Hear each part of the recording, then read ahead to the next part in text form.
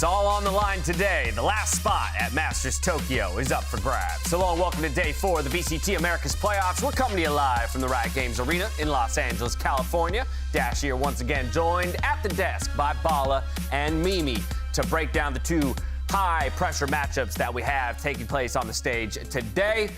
Playoffs have already been delivering in a big way. We've got a 1v6 seed in the upper bracket. Nobody thought was going to happen. And then we've got the NA teams battling it out for the final spot at Masters Tokyo. Really like a March Madness story. We never have one of these. We never have the best versus the worst seed coming into playoffs, but it actually happened. And Blinken, you missed it. We already sent two teams basically all the way through. We're going to see them play here today.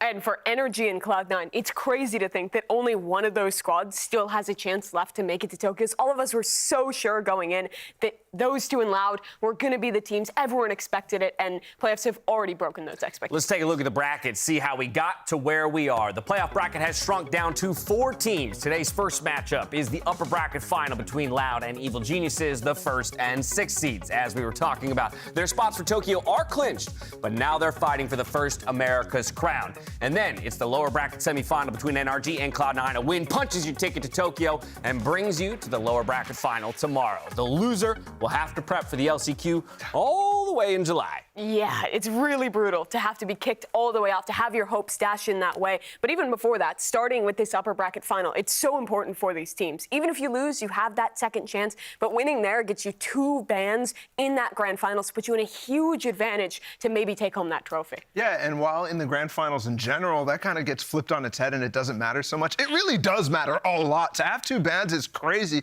especially for a team like EG, who doesn't necessarily have the deepest of deep map pools, and they're still trying to struggle to catch up in terms of that, compared to Loud, who has a 7-map pool. It is ridiculously strong of an advantage for getting that first America's crown. There's a chance that EG could make it to the grand finals and it would be their first BO5 ever, which would just be so funny. Again, yeah, I mean, you said it right, March Madness storyline, punching up all the way to the grand finals to see if they can make it happen today. We've seen some incredible plays on this stage this season, and it feels like things are getting kind of crazy as we reach the finish line. There've been a couple, shall we say, missteps. No, not. We already saw this video. We already played this. The little whistle thing is so good. Well, from a literal misstep to some virtual missteps. First, a clip from Furia versus Leviathan. Let's check out Amali gone wrong. Oh, I remember this. This is just so unlucky. I mean, Digigen's farming. Surely just gets the ace here. Yeah, it's a sick clip, right? lost player alive on the other side. Match point. That's fine. That's like, it's a hair's breadth away from being a brilliant play, right? A 1v2 double kill and then the dash to safety, and instead misses the final kill and then follows it. He's going for style points, but yeah, he fell on his. By the way, that was his teammates, Molly. Yeah. That was close. Teammates, Molly. Molly to deny Who put that there? That's what I mean. Who put that there? It's not supposed to be there. All right, let's move on to a KJ ult gone wrong. I understand the temptation to run for kills when you get the notification that people have been detained, but you gotta be a little bit careful. How many get detained? 4. 3. 4. Yeah, 4, you're right, because there's one close. Guys, surely Cryo doesn't kill all of us when we run for the team. Surely that doesn't happen, right? Surely we have. He's got to run out of bullets sometime. Yeah. Just a little bit. And that's tragic because I don't even know if it's a misstep. Like, you gotta run it down and take for that. But Cryo's just different. It's just so unlucky that it's the one guy. What's the highest number of players you've ever seen detained in 5. One of your games? Oh, you've actually seen 5? Okay, see, I don't think I've ever seen above 3. 10. I've seen 10 people. The double KJ? Yes, the double KJ lockdown. I've seen it in a pro game, I've seen a 1v1 where a Gecko has ulted himself and his opponent, and it just became like a standoff duel. You gotta pull out your gun first. Who pulls out the gun first? I would love to see that. I kind of get the inclination to charge towards 4 detained people. All right, I think we have to wrap things up with an assistant coach ending an entire team's season. This whole last map was just like it was just all a misstep. Look at every him just moment. sitting there. He's just like, my time This is the best part right here. Whoop! The little whoop-de-doo. Bang saw it coming. He tries to get off the stick, And also, Cryo just has the horse blinders on. Misses him by like an inch. Cryo is taking bullets to the midsection as he's exiting that smoke and just completely blinders on, runs right past Chosen him. has 8 bullets left in his Spectre, by the way. He did, and it doesn't go to the classic, which is roll bullets. Doesn't stick to the Spectre, just pulls out the knife. I was gonna say he'd still need a couple of those bullets to kill him. It only takes 1 knife, you know what I mean? So he chose the more efficient way to kill.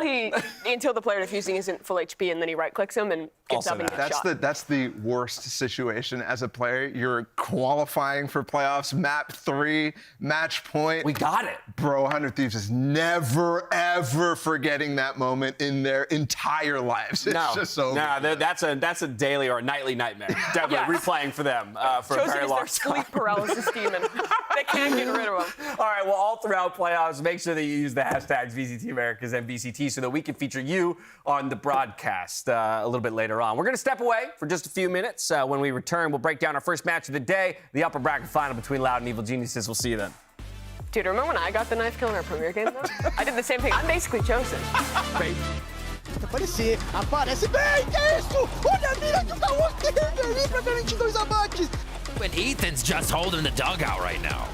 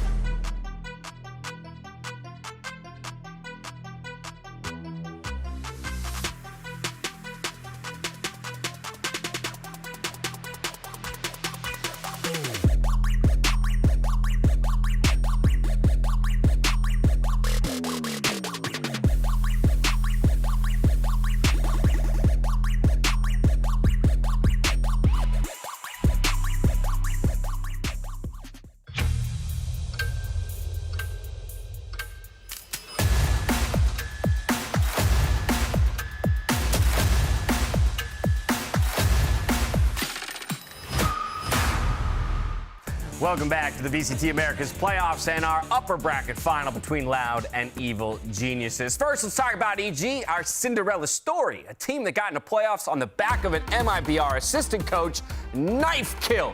If you can believe it. We did just show it to you, so you better. They took down NRG and Cloud9. The question is, can they keep up the momentum? Because I think some people are waiting for that other shoe to drop. We've been waiting the entire playoffs for the moment where EG finally stumbles, but thus far it has not happened, and the game versus Cloud9 was insanely impressive because they didn't just win it, but they utterly stomped in this one. C9 looked so incredibly off, and EG just took so much advantage of that. The players were incredibly confident. I think when you think you've already lost, when in your mind you've already processed that we're out of the playoffs, this isn't happening, and you get that second chance, it's just such a reset to be able to play with just unbelievable confidence. Yeah, I love how we always were using the term house money for Evil Geniuses because it was kind of like that. But I think the momentum that they have, whether it's going to stop or not, is how much credence you put in the fact that Cloud9, whether or not they played well in that series. Yeah. And if EG can still reach that same flow state despite, already making it to Tokyo. Yeah, and for EG, right, from the reactions on stage to the, to the tweets on social media, you can tell how much these victories have really jazzed them, have juiced them up to continue their push through playoffs. But we also have to mention Coach Potter, right? She's been through it all this season and is so unbelievably proud of her squad's playoff performance. Here's what she had to say on the desk post-match. I mean, these players are incredible. Jogimo, Bustio, Corbin, these three especially that have been in EG the longest, they just, it's night and day from what kind of players they were when they first joined EG and where they are today. Seeing that sort of growth and seeing them actually execute on stage in their first year being on LAN, it was a no-brainer to grab Ethan and have him elevate us and have that experience. That LAN experience was definitely his biggest selling point. Since he's been on the team, he's been incredible. His just impact, comms, just his communication in game is just, I don't know that anyone even comes close.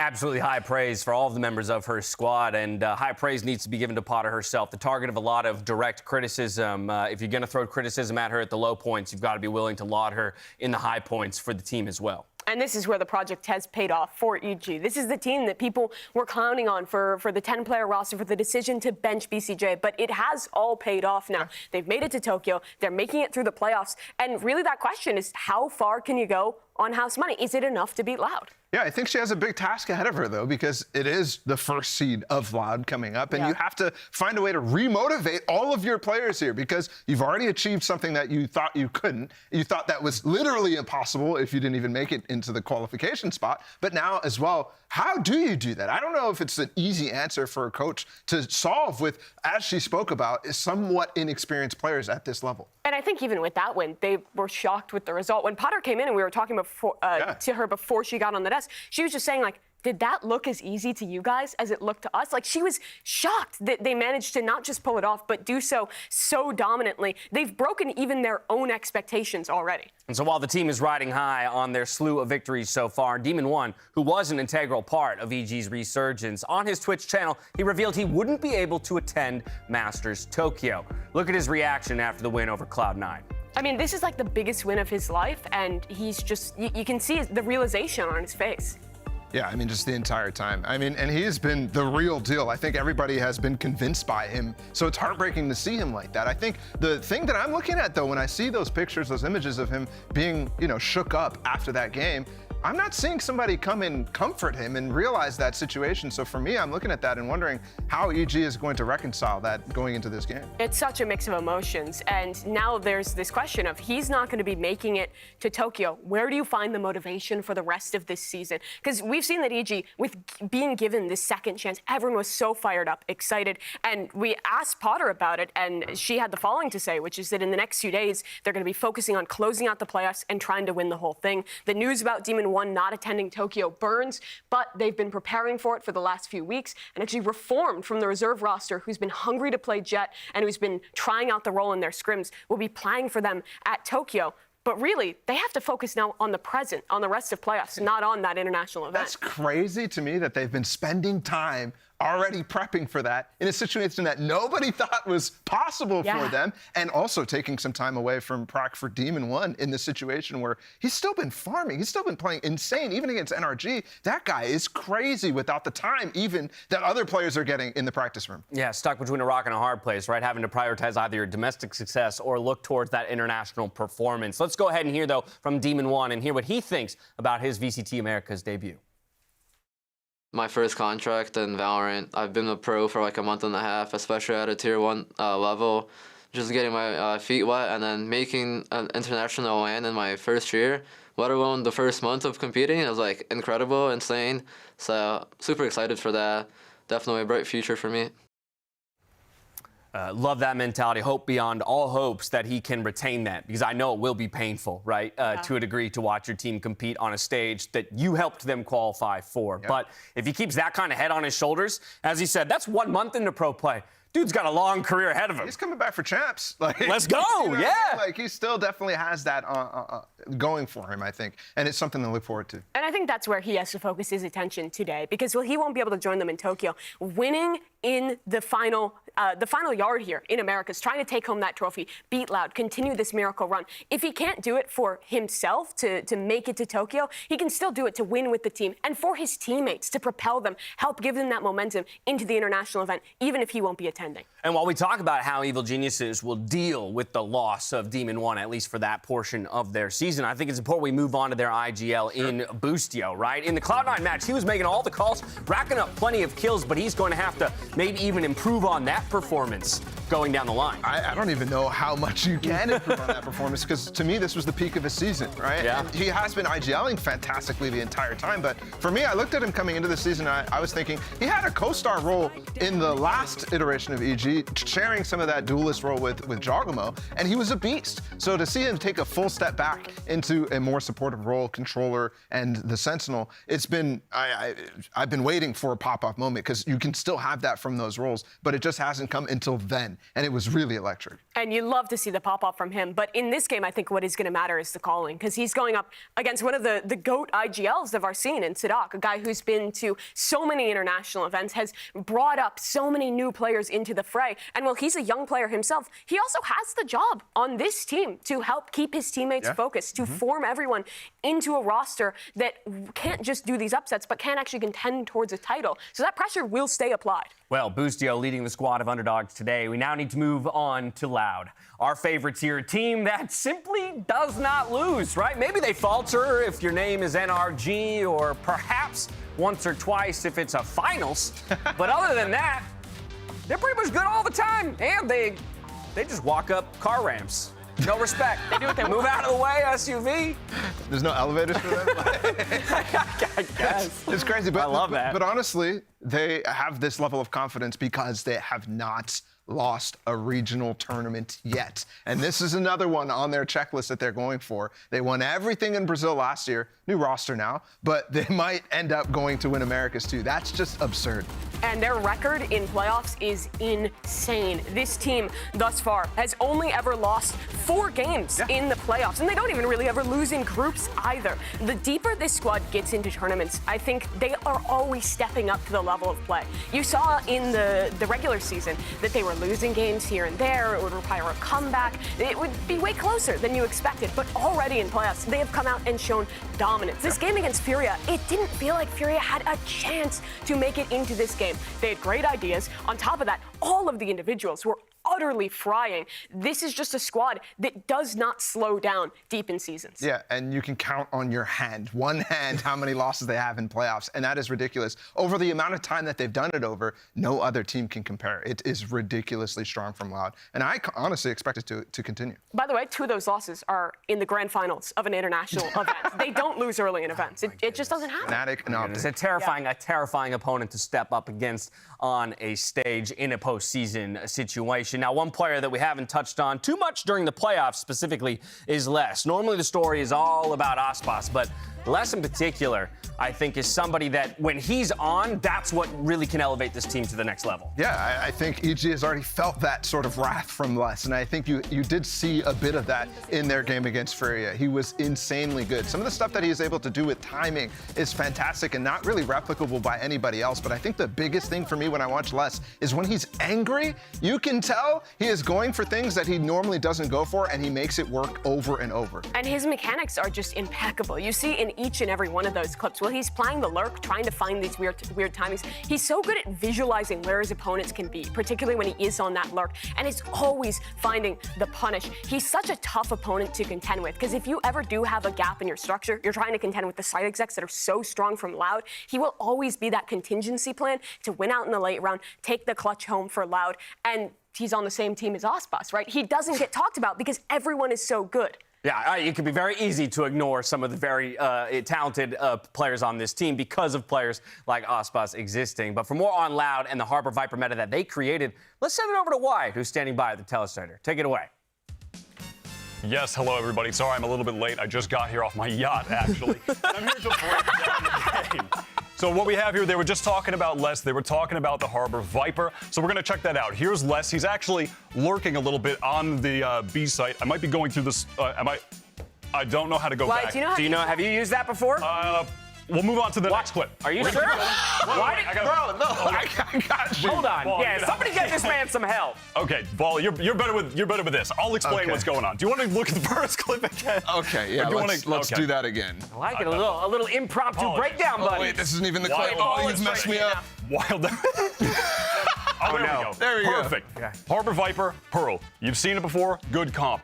Les on the Viper. He's lurking up B. Do you want to check that out, Balla? Get a little peek at that. And in the meantime, the rest of the team on Loud here, they're going for a bit of that mid-control play where you send the high tide, you're going to circle the high, perfect ball, and then they're going to send the flash through into the link to clear just in front of that high tide. And while all of that mid-control action is going on, you're pretty good with this. Les is beginning to work up B long on his own with his wall up, cutting off half of the site there, right?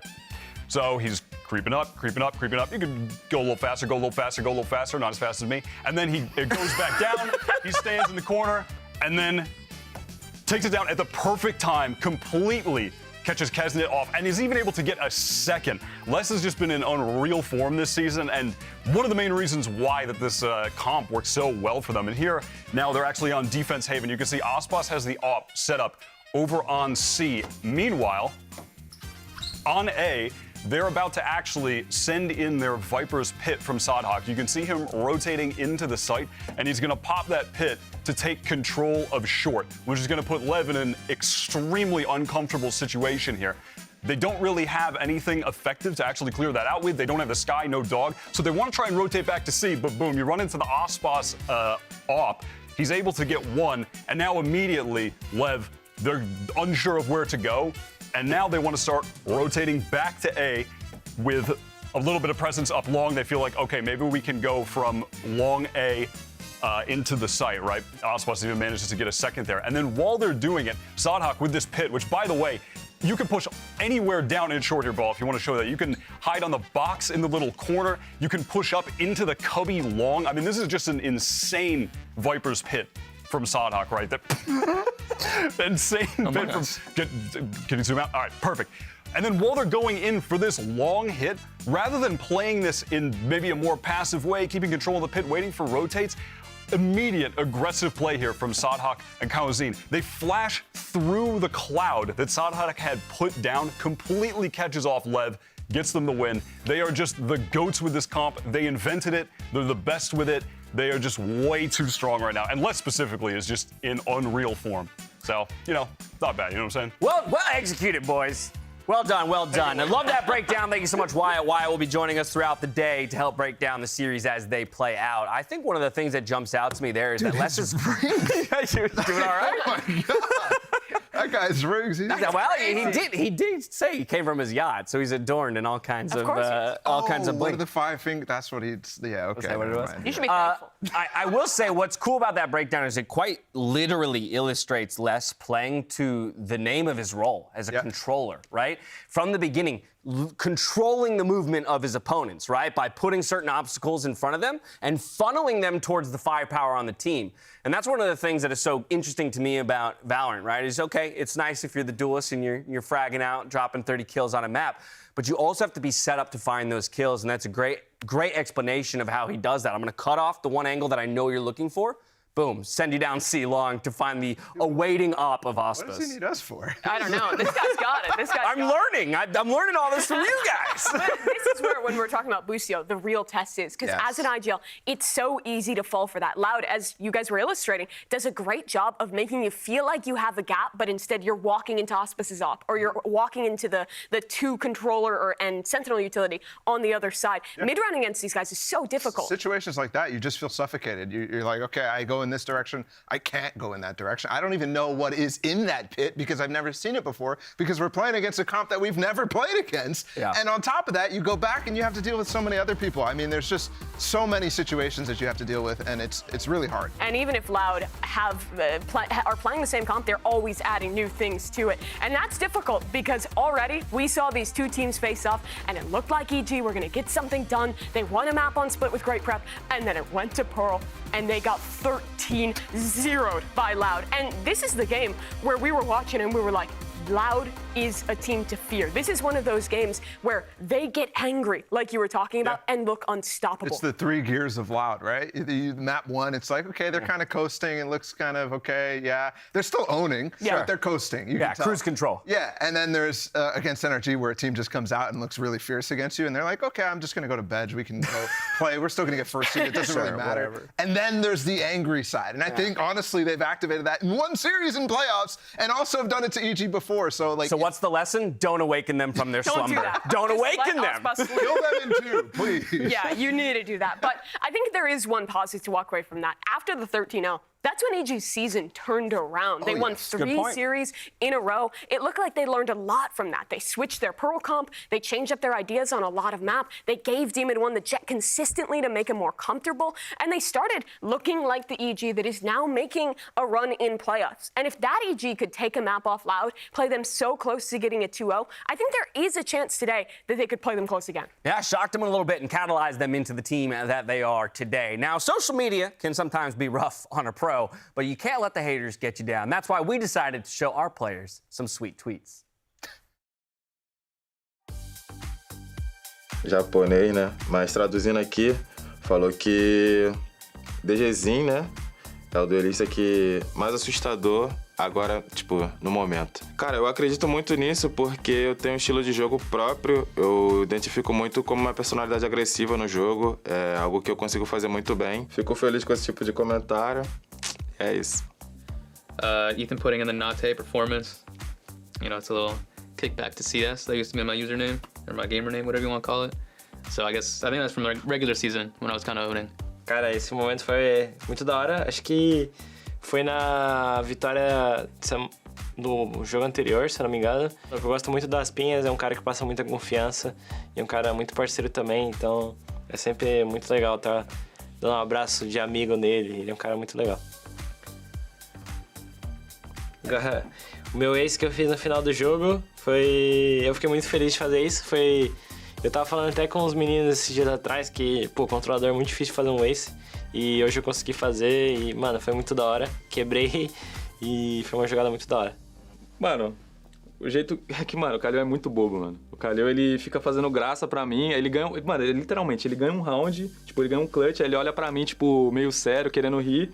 Mano, eu tenho que olhar pra ele, sei lá, com uma vontade de dar risada, tá ligado? Tipo, mano, é bizarro. Tipo, eu acho que é o moleque mais engraçado, assim, mano, que eu já conheci. Ele fala muita asneira, mas é um moleque de muito bom coração. Então, tipo, eu gosto muito desse moleque, papo reto.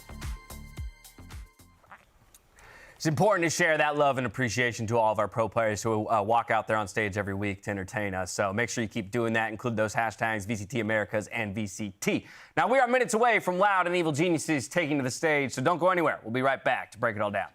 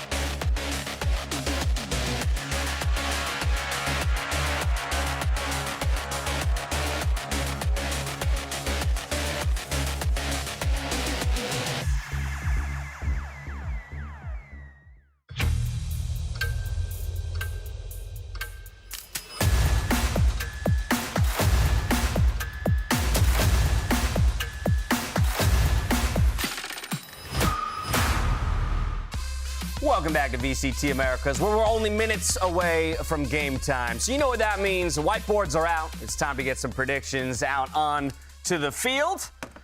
It is the 1v6 seed matchup. And so I think there is an expectation of what these whiteboards will look like when we flip them around. I'll kick things off with the expectation here. Loud. They're the number one seed for a reason. We talked about how it went last time around. You don't want to make them angry. They're a different beast in the postseason. I'm going Loud.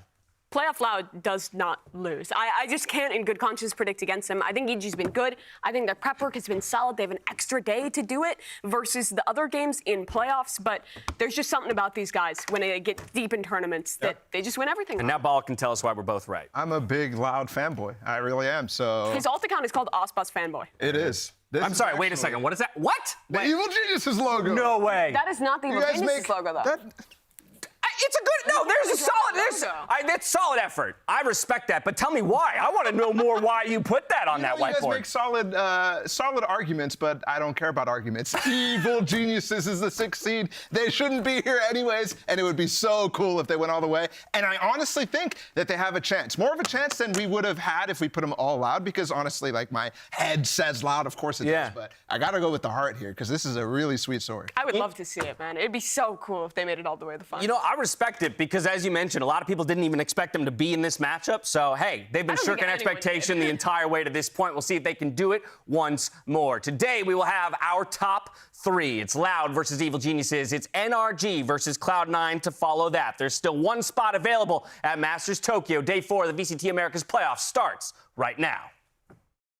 This stream contains fast flashing images that may affect viewers who are susceptible to photosensitive epilepsy or other photosensitivities. Viewer discretion is advised.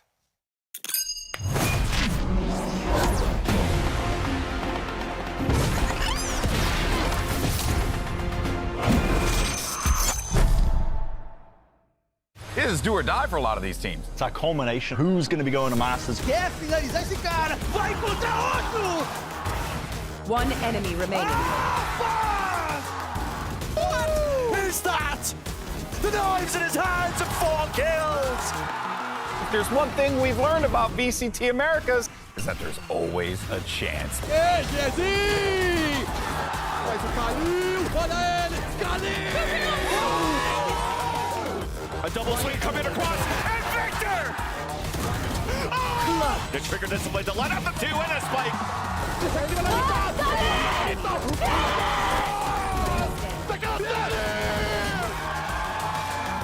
What was that?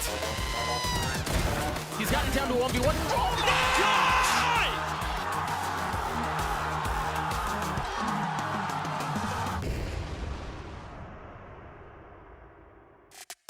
Eu acho que a G vai chegar melhor sim, pois passou muitas semanas e tem muito tempo de treino. Dude, they're doing this on their own. Talk about feeling themselves. He's got no help. I'm excited to rematch them this time. I hope we beat them. You're chucking anything now at the wall. See if they can make it, but it matters not. And an ace to finish. Eles têm Demon One, por exemplo, um player que tá numa fase muito boa, ele tá amassando muito. The recall! Oh my God! Shot by Demon One! They're a really good team. They were looking good against Furious, so they're definitely turning up for the playoffs as well. Should be an interesting match. Tá evoluindo a cada jogo, então provavelmente vai ser jogo mais difícil. Riot Games Arena, make some noise! It is time for our upper bracket finals. Your first team coming in as the 6th seed. Bustio, Com, Ethan, Giacomo, Demon One, and Coach Potter. Underdogs no more. Evil Geniuses!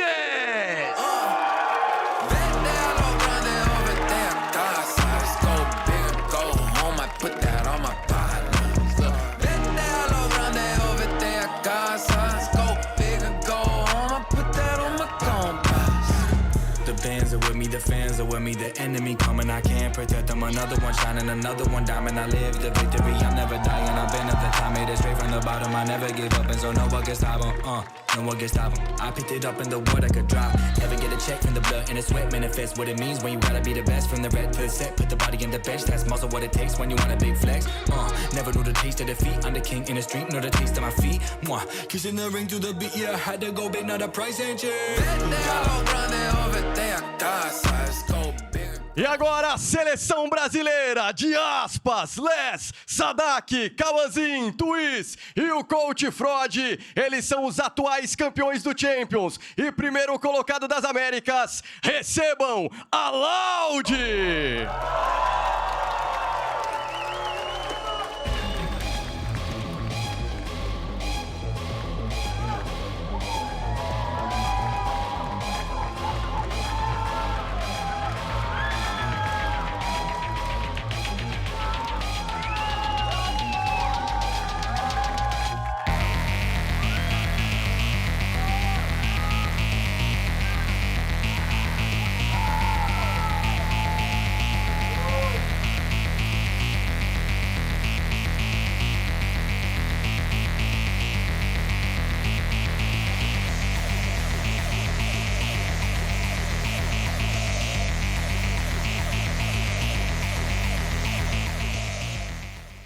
It's an upper bracket battle. Both teams looking to book their ticket to the grand final. For Loud, looking to battle their Demon Ones. And for EG, hoping the Demons work in their favor.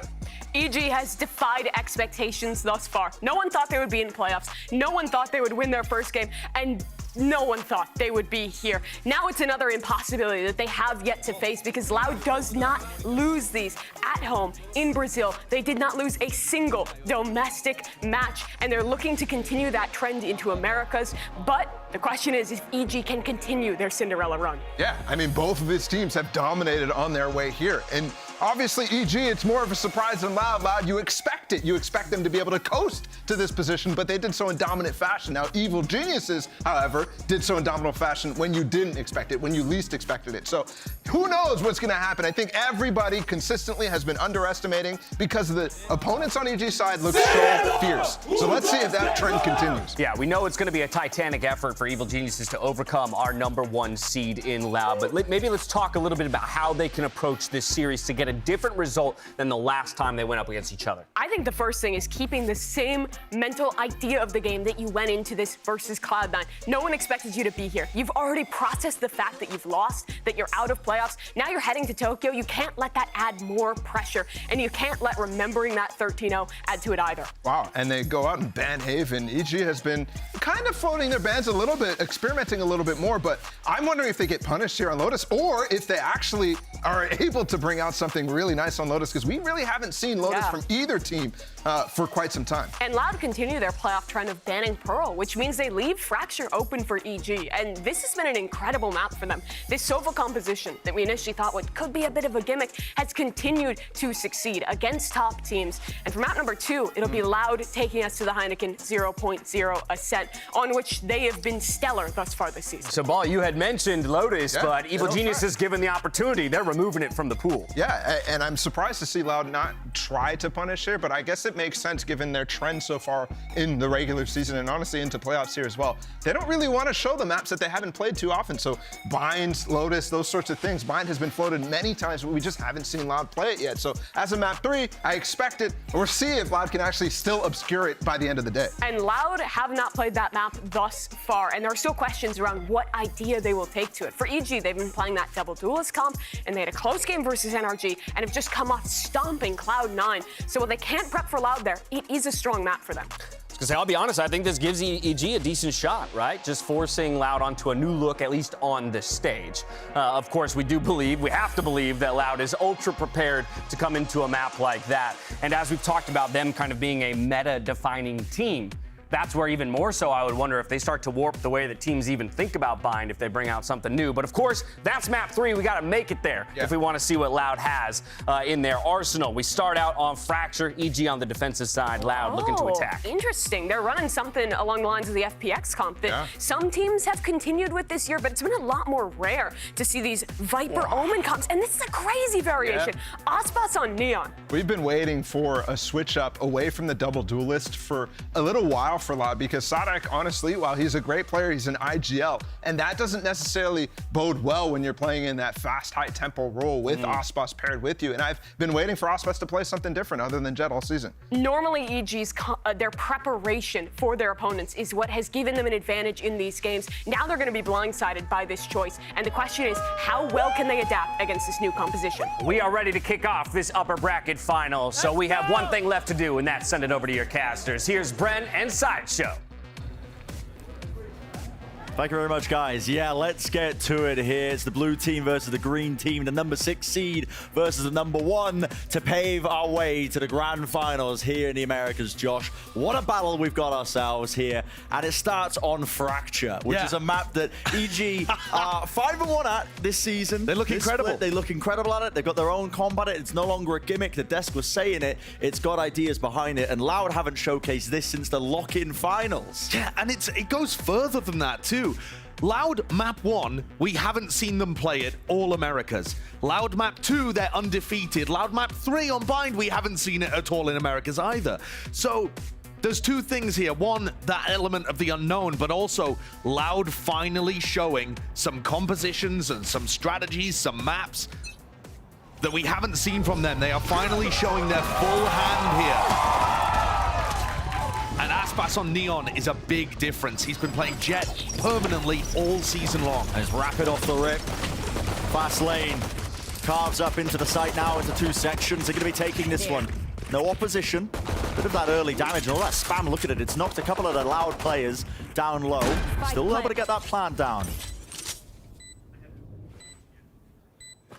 EG looked very clean on the retakes previously, but a lot of that was Jorgamo double blast packing in and finding players stuck in one and done spots. Sadak is one of those. Flood attempt in, EG.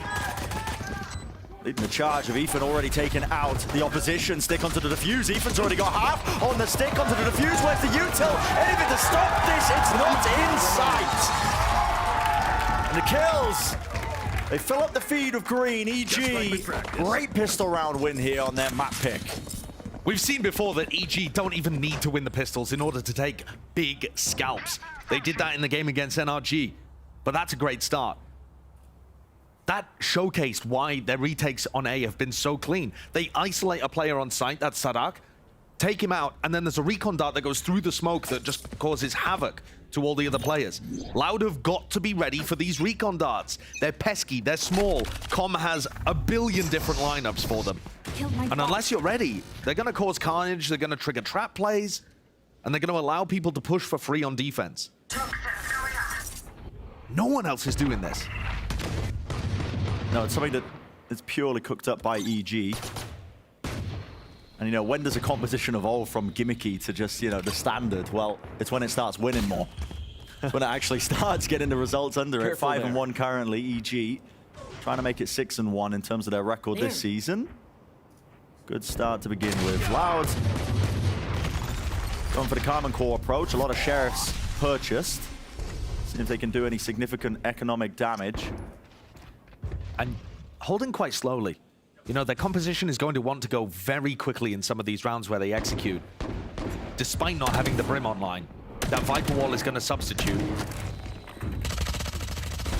Does, again, portion up the side here. Sadak can still stick in the plant, so bit of extra money, but with a two-player disadvantage, make it 3. Not likely that they're going to be winning this round out. Still, EG hoping to keep it nice and clean as well. Everybody's still surviving in this one. Last player standing. All the fights as well being split up and taken. Flawless. Yeah, really nice, really clean. We saw in the Loud game against Furia that for some teams, they respect the top too much. Loud came into that game with just an aura of power, crumbled the will of Furia and brought them to their knees. It felt like there was nothing that could be done to stop them. And already EG are showing right from the beginning that they're going to play confidently. They're going to push into Loud's face. They're not afraid to take the fight. Steamer won 4-0. Some of those with cleanup kills on the anti-eco, but a very good start that showcases that they're ready to play today. They haven't just achieved their goal by making it to Tokyo and Champs. There's more on the horizon. There's America's trophy to play for and nothing at all to lose. Playing with house money. Yeah, that house money phrase. Desk has been talking about it here. You can see some speed behind it. The knife clears out to the top side of tower to fast lane. So it's up the side even further. Diligence is shown by Loud. Okay, using the util. Making sure that they cleared a way through. They've taken a ton of damage though still. Just getting themselves into this one. And the EG retakes have been good. Is it still going to be good with the bonus weaponry? Well, they come from the north side here, and Aspas is going to get pressured early. He's low, 26 health. Not able to win out that first fight. That's huge. Now EG have arcade control, and their retake can happen from 2 fronts. Yeah, from the spawn side and the north side. Kawazine wants to take the fight to them. He's taken out. Even with the weaker guns, doesn't matter.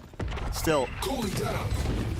Now everybody is locked out from Loud. They're going to have to put some speed behind this one, but still, yeah, playing from that main position. Time is ticking. Do they have the util to start to dissuade this one from the plan? As a tap onto it, forces out the fragment nade. A push through into the smoke.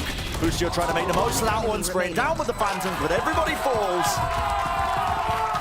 Yeah, despite that time pressure, when it was running low and Loud, getting those avenues removed from them, they're still able to win it out. The comp is quite good in that regard. You got the nades and the snake bites as well to delay. True. I think there's so many interesting things to point out with this composition. One of which being that EG decided to play full retake on B. And that means that Loud are going to be able to run fakes against them later on. If they anchor people heavily to the site, you can see that usually Bustio, Demon 1 are going to be playing B quite aggressively. If they decide to hard anchor site, Aspas gets to run all over them. If they play retake, suddenly they're stuck behind a Viper wall. It can be quite challenging to defend. Shutting them down. One suppressed. B-main control taken early. Sprinting forwards towards nice lineup. 3. Yeah, it's a nice lineup. It's a different twist on the attack side default from Loud. They are just walking up here. There's a slight crossfire break, and Util Bustio, an attempt to punish as his turret was removed, but instead just gets his head taken clean off. There's the fast lane. Now actually going to be pushing up with this one. Reposition, Demon 1 close to the box, takes out the first Kawazin. He covers once more.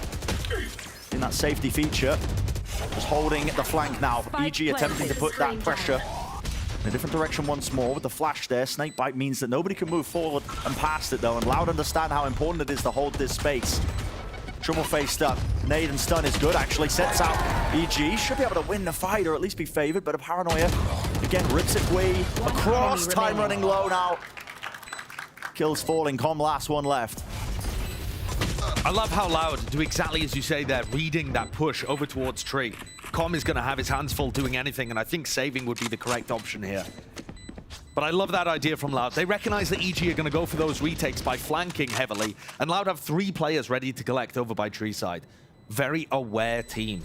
And on top of that too, sure, we have not seen Loud play Fracture. And yes, it was their permaban early on in the season. But can you cast your mind back and remember what Kawazin did to NRG at lock-in on this map? The insanity of the clutches that he was able to pull out and his individual form. Just look at the angles he takes and the way that he's able to delete players.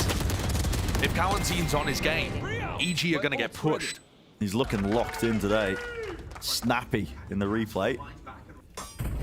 And I love that as well. Loud, they're experienced enough. They don't tunnel vision super hard into, you know, what worked last time when they got down onto the B plan, using all their util to try and push them away. Instead, they were using the Snakebite, the Paranoia. You know, utility that they would have otherwise been using for the post plan to push people off to defuse. They were using it for the flankers. They're able to just adapt, change the game plan on the fly like that. And one of the things that got EG up to such a blistering start in that game against Cloud9 was running a lot of trap plays over in halls. And that hasn't been an area that Loud have gone to early on in this half. Now they creep over there. But to me, I think that's probably because EG are on a weak buy. Not much in the EG tank to push them back. Just a few pistols. Similar approach here. You can see, again, the fast lane is used from Sand, and it does split up the site. 2 sections, clearing through, gliding down, and there's util being used to push out any of the corner positions, like Ethan was trying to play in just there. Spike but with that down kill, A. Com saving that rifle, carrying it forwards. The spike has been dropped down out into the open. It needs to be salvaged. It needs to be saved. Rolling Thunder forwards. Bustio is claimed less. Skipping a hop, the satchel to the side. Jogomo, can he land a shot? He cannot. It's contained. It's safe. But there was definitely danger there for a moment, Ren. Yeah. Loud were able to navigate it thanks to some great individuality from 2Es in particular. But they were forced to use Kawanzin's ultimate, recover the spike in a bit of a difficult territory. So now that there's rifles back on board for EG, these ultimates are also very close to coming back online. I am interested to see whether EG run some more of these traps or south side pushes. They had Bustio and Demon 1 playing very aggressively in tree last time we saw them on this map. And they're going to take a timeout here. Potter choosing this opportunity to have a little bit of input. Yeah, I think this makes a lot of sense. You're very close, as we've already mentioned, to a ton of ultimates. Start to build up a game plan around them. One away from multiple of them. Plenty of options for you on Fracture to try and farm up an ult or 2. And it's a really quite important round. It's a full investment from EG. If they lose this one, the economy will be broken once more, and Loud would really start to run away with it. And we genuinely have no idea what to expect from Loud in Map 1 and Map 3. It has been so long since we've seen this top team play on Fracture and Bind that anything is possible. So for them to start out looking really strong here, and it's not to do with Aspas running people over on the Neon. It's to do with the way that they're taking control and playing very smart post plans. This composition is going to excel at getting the spike down, and then how you play from there is really many different options. Yeah, do you want to play long-range utility? Do you want to try and control the flanks? Do you want to make sure that you're pushing on post plans? And Sadak's extremely smart with how he makes these work. Let's jump into it. Knife to clear through the back side of tower. Stunned. Rips its way through. Aspas taking point. TP through the back. That's going to be cancelled up there. A lot of presence and a lot of ground gain. They want to make a fight towards them into their own spawn. Rifles through, bullets raining down. Jorgamo low. Missing the nade. Yeah, missing a nade. Maybe a little bit panicked in that scenario. Ethan's left to pick up the pieces, pick up the scraps, and make something of the situation, but can't do too much. Bustio spraying them down. Players were low. An opportunity granted itself, yet it's Loud once more who sail away. That was an important round. We were talking about the importance of it. That's why the timeout was taken. With that, the economy once more put down to the half by an EG, but they have built up some big ultimates. Maybe they can make something of it. It's rough now, though. You said it before the timeout, but Loud are really starting to run away with this. 4 in a row off the pistol, and doing a different thing every time. Com has not been droning from that spot. Com usually, in the previous games that you watch, will be holding Recon Dart there, and so maybe they thought they could push him and get value like that. But it seemed like they were on the rope, waiting for that to happen. Yeah. This, to me, looks like a showstopper trap play happening over here in Halls. Flash. White face. Jorgamo wants to take the fight. Damage. It's monstrous. Ticks them all the way down. There's a nade as well. Rebounds right off the back, but everybody's vacating it. Loud want nothing to do with it. Now the Hunter's Fury. Oh my! Cleaves through him. With one shot, brings down 2. And that is just excellency. I mean, how does Cole manage to get that? He threw a Recon Dart all the way into spawn. These lineups are crazy, but there's still timing here. Oh, Cow and Zine caught completely unawares. Did not know where those shots were coming from. This has been turned right on to the head of it. Loud. Not sure which way to go. Offloading the ultimate. Aspas overdrive in his hands. We'll see if he can beam down any of the opposition. Still has the fast lane. Gets him into the site. Clears it out. Bit of a tap. Forcing the fight, maybe. Forcing the position. The smoke is a little bit awkward, but it gives a bit of space to play in. This way, that way. There's a player disadvantage, a massive one. Still sticking the spike. Loud still want to choose to take this one, but a stun rips his way through. Plenty of util. Recon tagging him up, and Aspas, it's too much to overcome. His position was known. EG, big round to turn things around when they didn't have the guns for it. Really cool idea there. And they didn't even have to use all of their ultimates. We were looking at the ult bank that they'd bought up, and I thought they might have to spend more than just one. But Com's Hunter's Fury was excellent, and now they're going hunting for these rifle upgrades too. Ethan, the final player, he's looking for them. Yeah, it's like, where did the other gun go? They throw them off the map? Maybe got chucked off, yeah, when we weren't looking. Either way, though, excellent response from EG, and they have more tools. The adjustment coming out of the timeout is that these recon darts are being used much earlier in the round. It seems, I mean, that lands in spawn. It lands kind of like exactly where you buy the gun. It's crazy. Yeah, he has lineups all over the place. One of the side effects of running this weird comp as well with the Sova is normally in a lot of comps, if you're playing Sova, you have to save your ult for usually, in turn, a big ultimate like the Killjoy. Killjoy's not being ran here, let's say. Okay, so it's not really too much of a problem. But it does allow you to make more plays when you're running it in something like this. Definitely. You don't have to save it. You can actually use it to create those trap plays, which have been the bread and butter. I talked earlier about Demo One and Bustio choosing to hard anchor the site. This is what they're doing here. And they're suddenly... What I mean, sandwiched, aren't they? Yeah, from every single angle as the wall drops down. Kawazine, his position fell down to it. Com, he had to win that fight out, and he does against the final boss, but his util in the corner. Snake bite, it pushed him all the way back. It's being offloaded. Opts to use the drone now to clear through. There's a Viper's pit onto the site. 3 versus 3. Sadak, he's low. Swing around the back. Jorgamo takes care of him. Big ultimates to flush the Viper out of this pit. One thing to do so, though. Rolling Thunder now. Stunned up, catches, snake bites as well. Decay, not kicking it in time, not enough to bring Jorgamo. And so the rocket finds his target. With less falling, so does the pit 2 years. Last one left. Com was weak enough, a single bullet did do it, but he doesn't have anything to push this off. Jorgamo's movement is more than clean. It seals the deal and brings it up even, 4-4. Great response from EG. One of those flank retakes finally works out.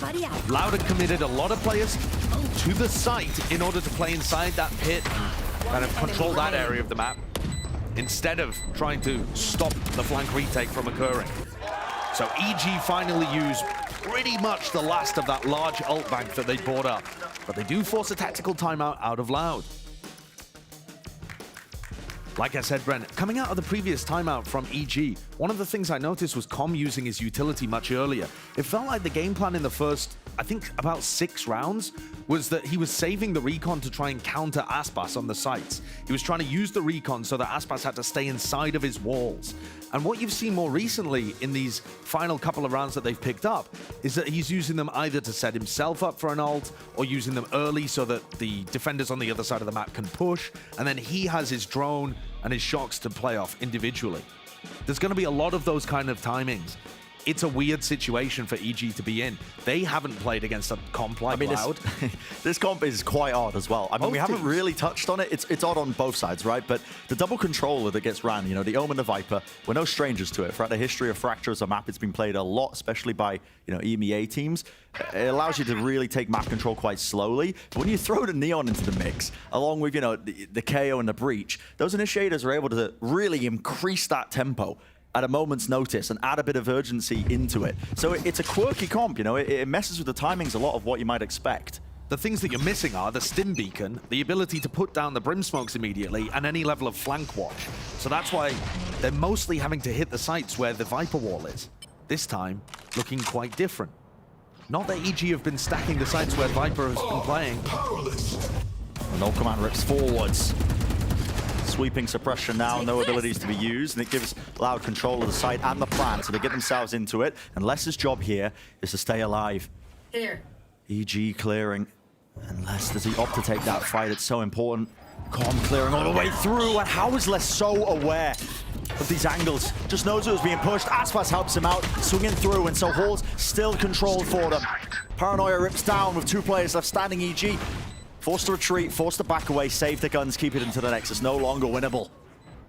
What a phenomenal post-plan play by Les and Aspas there. Yeah. Like I said earlier, this composition is going to allow Loud to get spikes down, and then the world's their oyster in terms of how they want to play the post-plans. But they're finding such excellent timings at pushing EG. I mean, Les, I don't know how he's got the awareness to specifically clear that spot and then come around. And they go up to 5. Yeah. Les has been a demon in playoffs. Something's just unleashed in the man, unlocked. Because his crosshair placement and his clearance here, he's so aware to the possibility of this area just being compromised. It's a squeeze as well as Aspas helps him out. Perfect timing. Yeah. And it's all about our timing, and it's just been great. Get the spike down in these scenarios. This team is extraordinarily coordinated. You wouldn't believe that they had sub 2 players at the start of the year. You really wouldn't. Cross-map dart. Where's that one going to be landing? Okay, onto the north side. Yeah, it allows Jorgamo space to push out. You know, obviously, this recon would have to be broken if there was somebody playing around there. Even if they were going to evacuate towards ropes, you would see that. So the Sova in this round allowing them to take a lot of space on defense. And it's the repushes on multiple fronts. Demon 1 loses his fight, though. Battle of the controllers, the smoke players there. Yeah. And to be honest, in the game that EG stomped Cloud9, Demon 1 was getting into positions like that and then just winning the gunfights. Good for Bustio, though, to trade that one. Les was almost getting away with murder. Would have been a nuisance into the back line. Jorgamo's made the play. He just ran through the rope. Ran all the way, right around the backside. He just sailed through on the rope without a care in the world for his own life. And Loud have not cleared out tower either. This is good post-plant positioning from EG. They've got containment now. Arcade on the south side of the map, and it's up to Loud now. They've had to flip the site all the way around. Bustio, he's got a lockdown. It's going to be really forcing Loud to take some risks and take some fights. They have to do just that. Aspas running around, trying to get out of there. The position, though, it's obvious at this point. They have to get out of there with the stun. It's entertainment onto Kawazin, leaves it up to Sadak. And what does he have to delay? A flash around the side. He pushes it back around the corner. Needs to be saved. Needs to be salvaged. It does. Ethan. He saved to stick it all the way. So EG keep it level. We're at 5-5 here. Both teams back and forth in these recent rounds. But something remains a constant, and it is that Loud are getting these spike plants down. Yeah. And the challenge all seems to come elsewhere. What a bold play by Jorgamo. The recon dart allows him to push north side at the beginning of the round, and then he just, off the info of his team, saying that they're executing into B, he just whips it on the rope. There could have been someone holding for him, but he decided he needed to make the play. Took a risk anyway.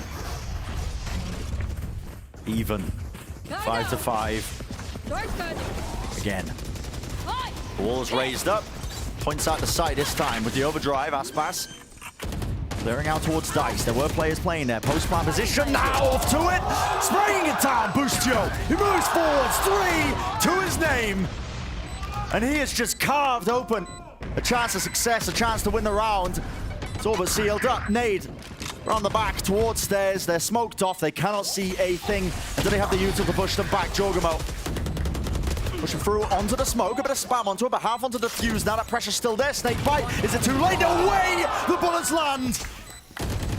66 health, vulnerable up. He has to isolate the fight. Demon 1 to the 1-on-1 versus Les. Wide swing, wide face. Les wins it.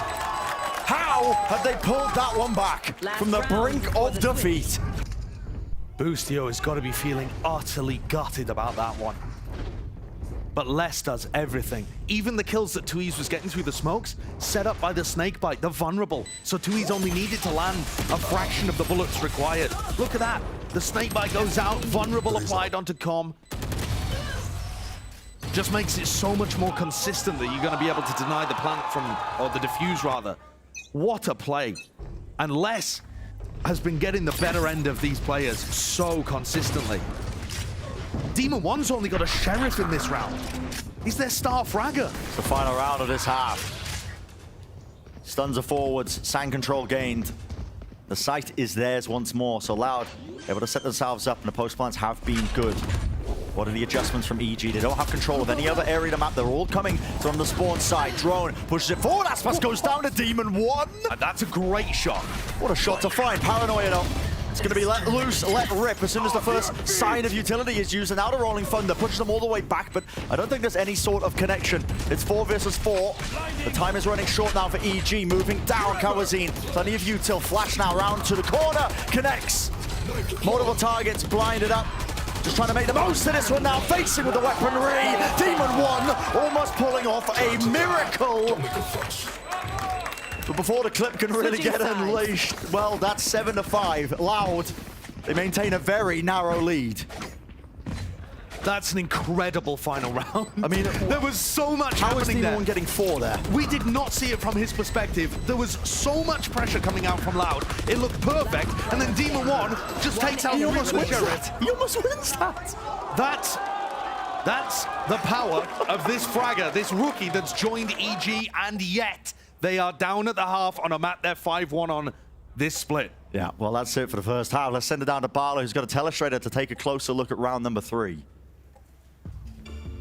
Thank you so much, Bren. Man, that guy is ridiculous. I do want to look at the comp that Loud is actually bringing out, because it's a nice merger between some of the stuff, the like FPX-esque thing that Mimi talked about, and the old optic neon with the KO and the breach. So let's take a look at a really early execute on round 3, where first off, just a little minor thing, the Neon is able to jump across this area so fast and get a peek while the rest of his team is swinging behind him, and they're able to instantly decide that they want to go into this big execute onto this site. So the knife comes in, and a lot more utilities coming into the same time. You have that wall coming across, very, very old optic-esque wall where you're going to have the Neon just go right back through with another flash. You have a stun covering this area, landing with a molly at the same time to clear tower. But the most important thing is this knife that's landing right now, all the way up in tower, clears it. So Loud actually know there's nobody playing in tower, and that allows Aspas to go on a really interesting route all the way through site, all the way through arcade, and that's going to net him some really important information. As the spam comes through,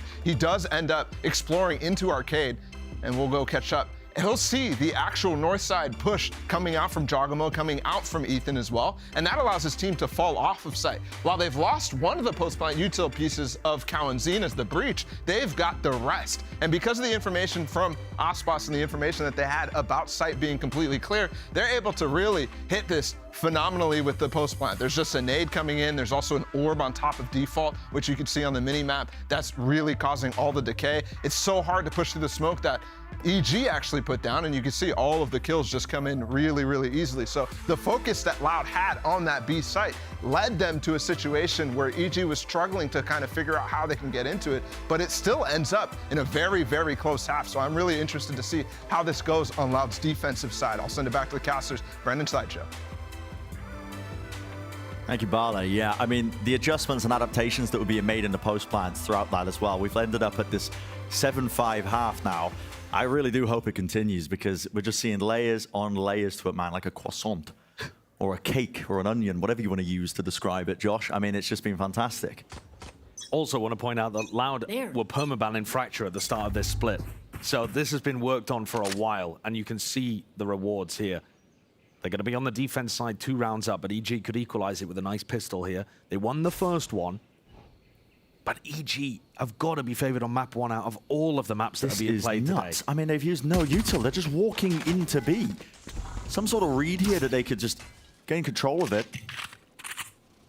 No sign of life. There's a reflank now from Loud. This is fast from them all the way through into the back. Demon 1 has got to be hearing this and calling this for his team, and he's got so much to do. At this corner, it's an off angle that he's trying to take the fight, and he claims 2! That is outlandish. Pushing now into the smoke, Jorgamo. He holds it down in the middle of all of this one. It was evened out into a 3-on-3. They've lost control of main and the spawn side. Plays need to be made. Shock dart.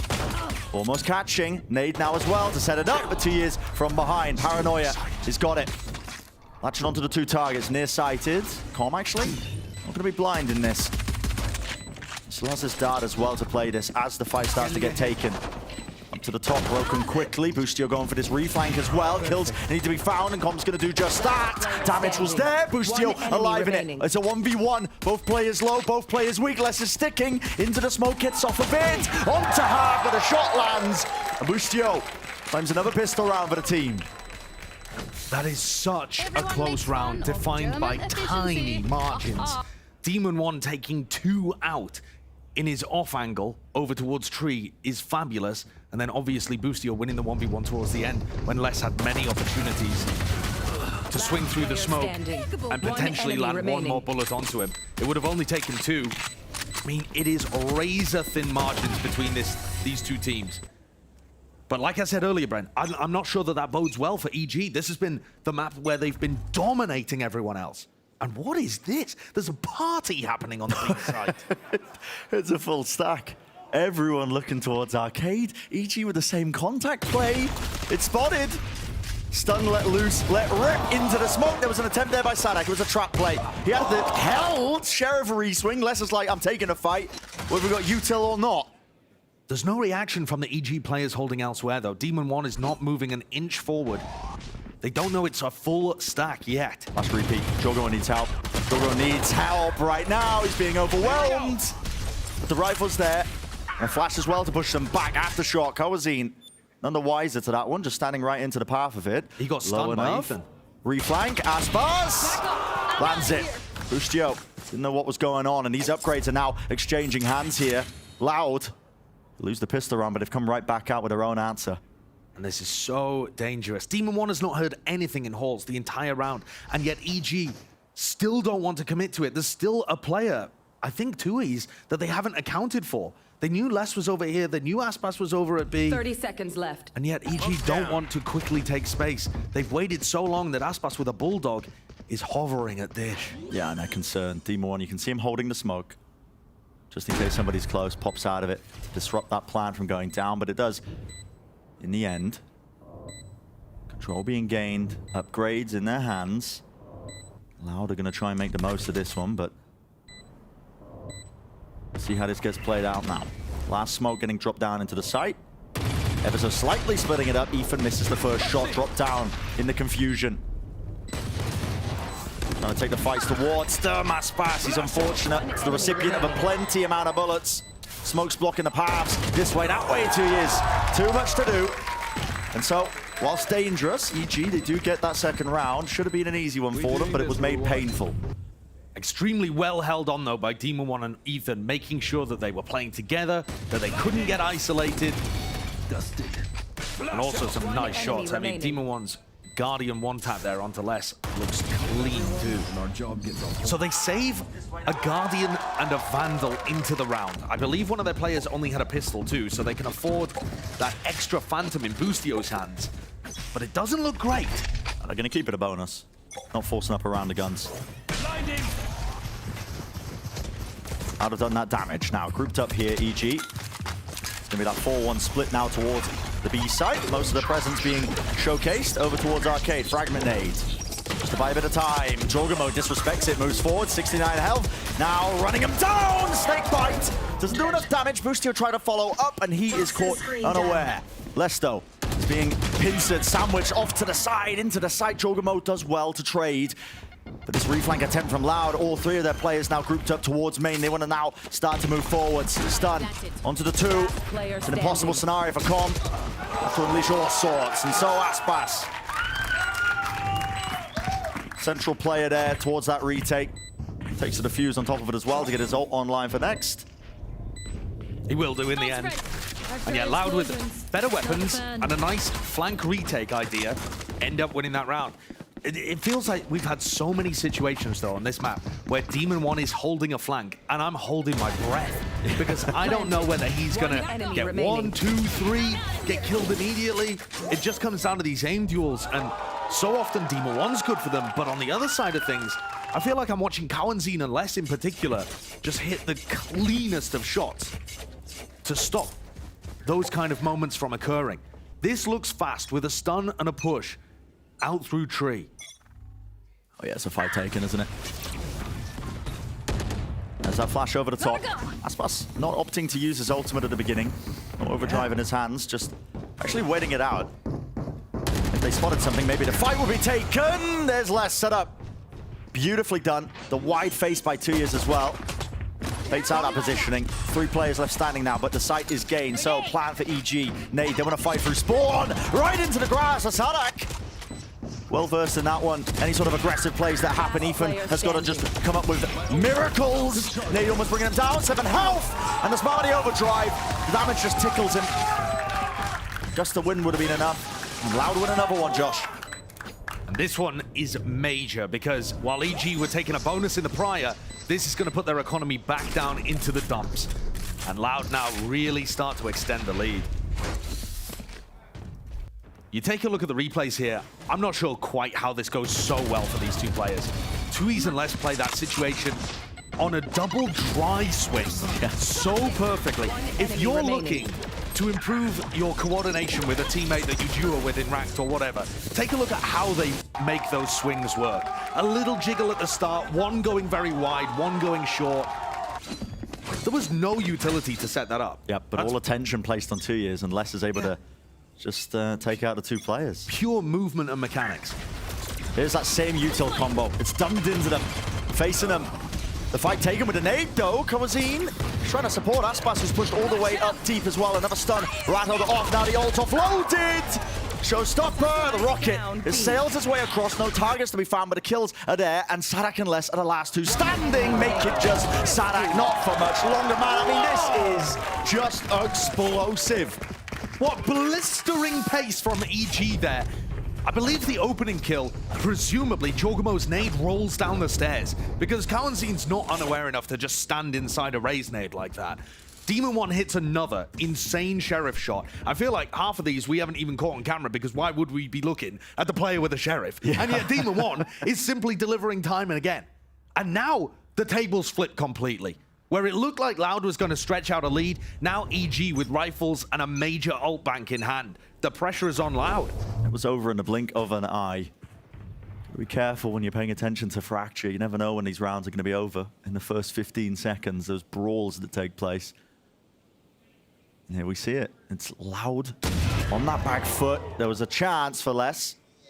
Maybe if he was gifted. Yeah, quite disgusting. That was lovely adjustment. Now to stun.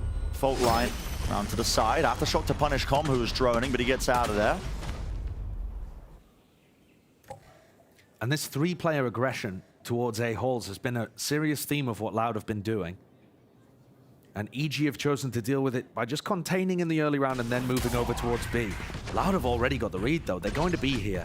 I don't think the weaponry is going to be enough, unless Sadak with a judge can be monstrous. And his dart does not clear through into tower. Jorgamo's low. He faces it. Punished in the end. Still is that attempt from Bustio. He's going to be taking the arcade side, so holding two fronts, but they haven't cleared out tower still. Sadak is just sat here. What is the adjustment from EG? A tap onto the spike. It looks like you want to fight them towards Jenny. 30 seconds. Kawazin's still there, but Sadak rattled. Yeah, and Sadak has been removed, so the plan can get off quite safely. Is there going to be any more danger behind this round? No one's really getting these clean kills onto the two players. 2 years, and Kawazin, they are low. Single shot should do it with the rifles. One enemy remaining. Advantage all in EG's hand. Just 2 years. And this is a difficult one. Not handed the easy fight. Low enough as well. The turret might just bring him down. Smokes off that one. There it is. Face from Ethan. 9-9. EG managed to keep a huge amount of ults online there too. It would be easy to just throw the ults out as a way to get an even larger advantage against that eco team. And yet, they're patient with them. Just relying on slowing the pace down and making sure they deal with the pesky guy with a judge in tower. But that now sets them up for this next round, where EG have a massive bank of ults to work with. And they've been very creative in the past with how they get value out of these. And so does the other side. Loud no strangers to it. This match so far has been absolutely elite to fight. Oh, trap play, Hunter's Fury with the stun. And of course they collect extra damage done. That's the cherry on top for Aspas. Across the ropes we go. EG gliding and regrouping. Sadak, a reclearance. He's facing this alone. He's spotted. And he's going to pull the knife out and run all the way out of there. He does not want to try and take that fight to them. But with the information, that causes Les to go and support Sadak, and Aspas and Tweez to re-push A halls. All of EG are grouped up over here. That early Hunter's Fury from Com was beautiful, and the way that Ethan supports with the fault line, all excellent to get them the first pick. But Loud have been very good in the 4v5s, and they have a lot of info. And the map's been flipped to 2 sections. The call was made by Loud in the middle of all of this. Squeeze the south side. There's a player late lurking. We'll try and, even out by taking them out, but everyone grouped up from EG. Now the drone paves the way, rolling thunder as well towards Sand, just in case they are grouped, and stack damage onto Ethan. The bullets raining down. They don't have control of halls. Orbital strike. It's supposed to break this one up now a little bit more. Jorgamo wide on the angle, wide on the face! And with the spray down, the rifle locks it down onto 2 of the heads. Lift up the Sadak and Les. They've got the tools for the job. Maybe they can make the most of this one with the rifles. They're doing it. A white face. Again, Com is miles away, but are Loud aware of it. They're taking their time by getting into the site. They don't know what they've been gifted here, but running, barreling. Com doesn't even know if they're sticking this. He has to run. He has to face. And Les set up once more. This man has been an animal all playoffs long. What a performance from Les. I mean, look at him gesturing out there. He knows what he's done. He's just wide swinging and destroying people. Look at him on this peak. He's so far out and takes down Demon 1 and Bustio. Com had gotten himself into a nice post plant spot over towards Dish, and Bustio had a lockdown, but they just never had the safety to work with, never had any idea where Loud were positioned. I love the play with the ults in that round from EG to get themselves a player up. But Loud are something else. Yeah. They're just able to take that 4v5 and create advantages out of it and make EG the ones who are scared. Scared to lose the advantage. All the ults expended almost for EG. They still have that lockdown, one away from the showstopper, but Loud didn't have to use anything in that to win that round out. They've been building up to some of their own, and it's forced a timeout now from EG, because this is really where it gets most critical. Right the course of the ship. It's a very narrow lead by just 1 round. That's all that Loud are holding right now, but it could very easily spiral out of their hands.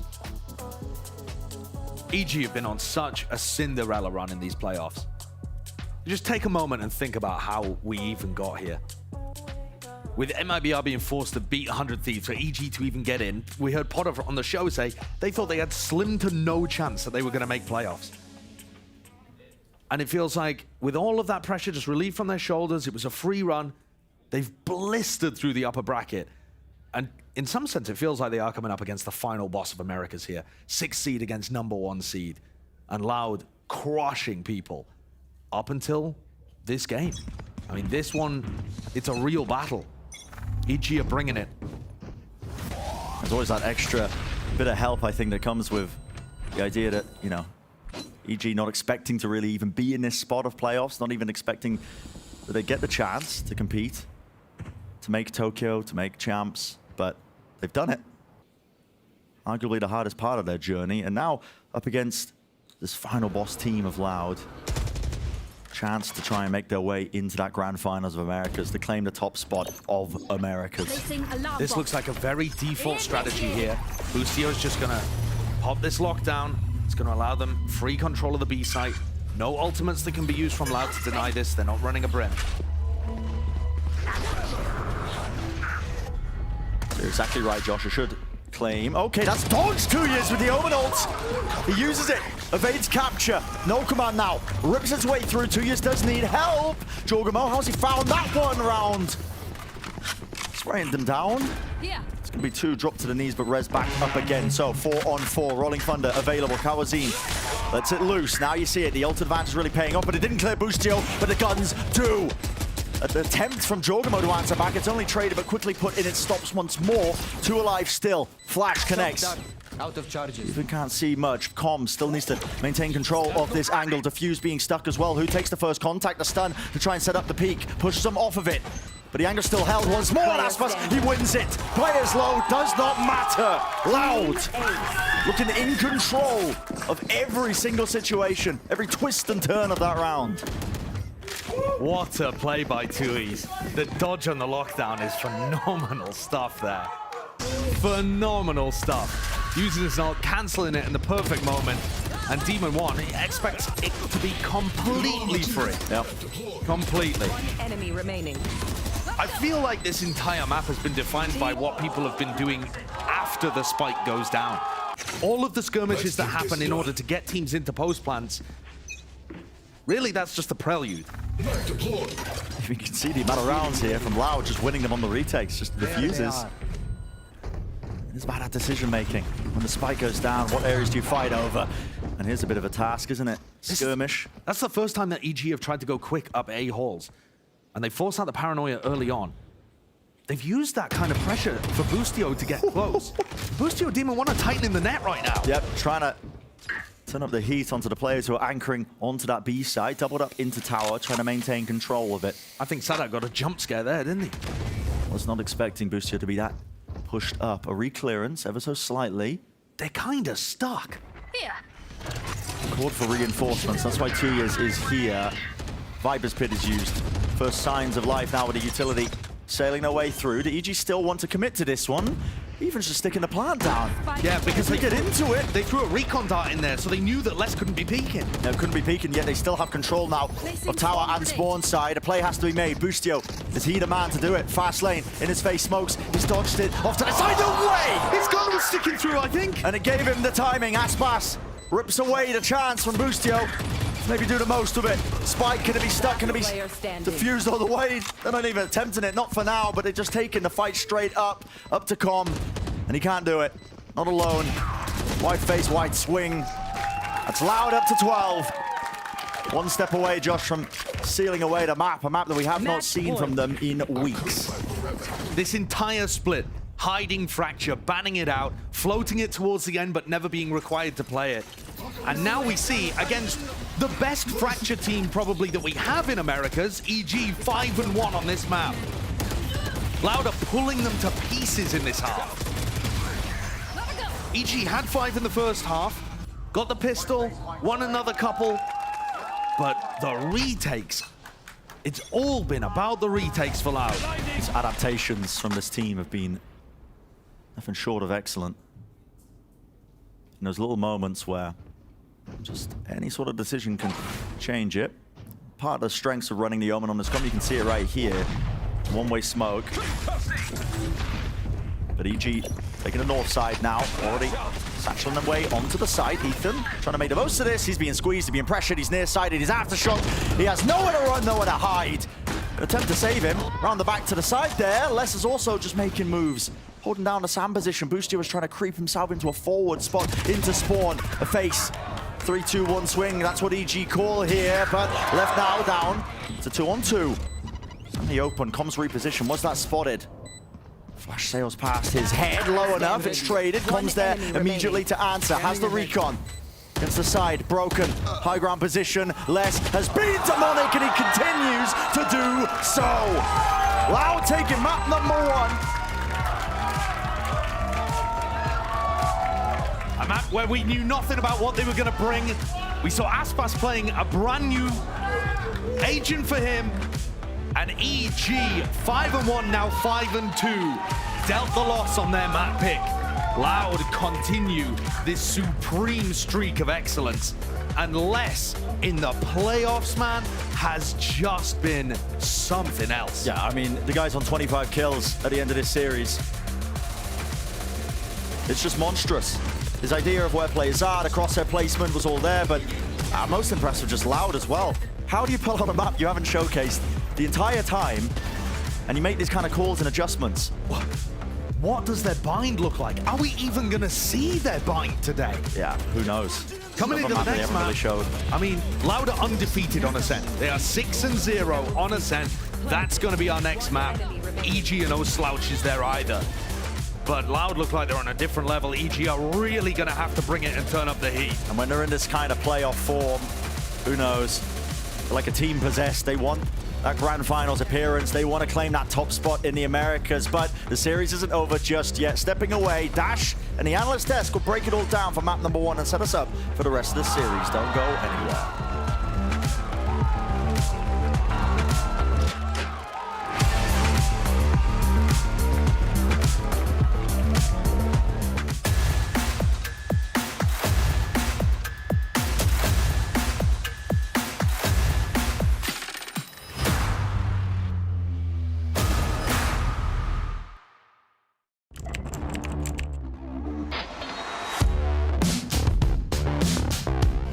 What is this from EA? He is currently unstoppable. True. He is just a consistent demon. El Diablo. Hey guys, it's EA. Welcome to my course on optimal VALORANT training. I'm going to be demonstrating now some angle clearing. I'll slowly come around the corner as well, making sure no one's on these off angles.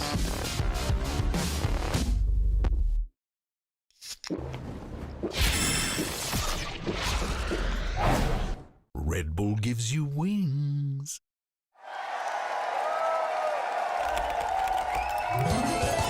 Red Bull gives you wings.